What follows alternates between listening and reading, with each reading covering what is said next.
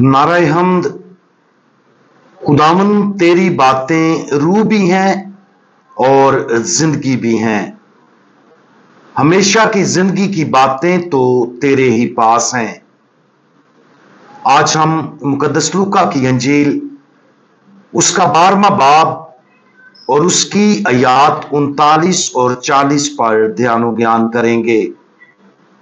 और आज खुदावंद आ रहा है, इसके बारे में सुनेंगे। लेकिन ये जान रखो कि अगर घर का मालिक जानता कि चोर किस घड़ी आएगा, तो वो जागता रहता और अपने घर में नकब लगने ना देता। तुम भी तैयार रहो कि जिस घड़ी तुम ख्याल भी नहीं करते, इब्ने इंसान आएगा। खुदावंद यीशु मसीह के इन अल्फाज का हम उठते बैठते और चलते फिरते नोटिस लें। आज की अंजील मुकद्दस हमें नसीहत करती है कि हम अपनी जमीनी जिंदगी के इख्तिताम पर अपने मखसूस फैसले के लिए हमेशा तैयार रहें। ऊपर बयान करदा खुदावंद यीशु मसीह के इन अल्फाज पर गौर करने की मुख्तलिफ वजूहात हैं।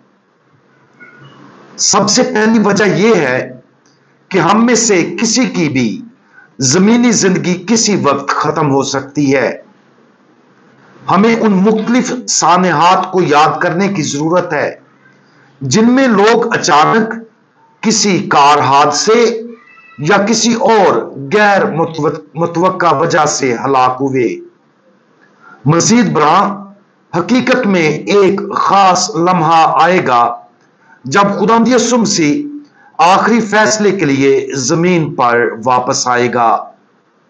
वो लम्हा बगैर किसी वार्निंग के एक लम्हे में रूनुमा होगा। यह क्यास करना आसान है कि दुनिया के खात्मे पर जब खुदावंद यीशु मसीह जिंदों और मुर्दों का फैसला करने के लिए आएगा, उसमें सैकड़ों या शायद हजारों साल लग सकते हैं। लेकिन सच्चाई यह है कि यह किसी भी वक्त हो सकता है। रोज़े अदालत खुदावंद यीशु मसीह से मिलने के लिए हमेशा तैयार रहने की एक और अहम वजह है।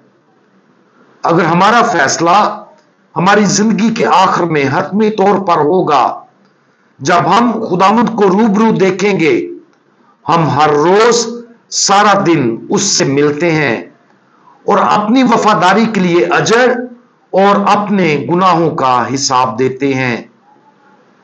हर दिन के हर लम्हे उस घड़ी का देखना मुफीद है जिसकी हमें तवक्को नहीं है कि वो कब होगा। अगर हम अपनी जिंदगी रोजाना उस मुसलसल उम्मीद के साथ गुजारें कि आज हमारा खुदावंद हमारे पास आ रहा है, तो हमारा हर लम्हा बहुत ज्यादा फजाइल के लम्हात में बदल सकता है।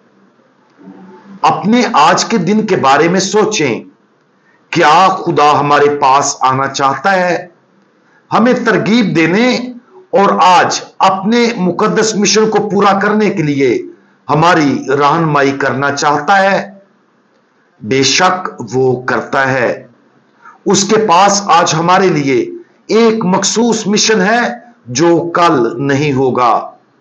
वो चाहता है कि हम अभी उसकी मौजूदगी से आगाह हों ताकि हम उसे मुहब्बत के साथ जवाब दे सकें।